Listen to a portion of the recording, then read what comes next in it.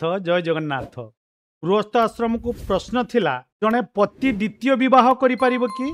उत्तर हेउची प्रथम स्त्री रो संतान नथिले पुरुष शास्त्र विधि रे द्वितीय विवाह करि पारे, किंतु निजर सुख भोग पई यहा करिबा उचित नुहे। जे मुटे विवाह करिछि पुणी आउ जन को विवाह करी या पाखरे मन भरी गला, आउ जन को विवाह करी पुणी ता पाखरे मोर मन भरिबो बोले से पाई करबनी।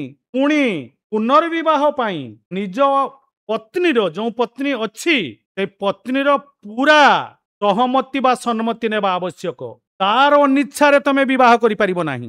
पुणी विवाह करि सारिबा परे ए विचार आसीबा मनरे दरकार ताकू तिरस्कार बा अनादर न करी मान सम्मान ओ सुरक्षा द्वितीय पत्नी ठारू अधिक देबा उचित। काहेकि ना सिया आपणक वंश रक्षा पाई एके तो संसार त्याग करितिला, पुणी द्वितीय बार निजर स्वामी को भी से भाग करदेबा को इच्छा कला स्वामीर संसार रक्षा पाई। पुणी संतान जन्म हो सारिबा परे धरि नियंतु आमे प्रथमे विवाह करथिले ताठू संतान जन्म हो गला। संतान जन्म हो गला परे जदि पत्नी मरी जाए ताहले द्वितीय विवाह करिबा उचित नुहे।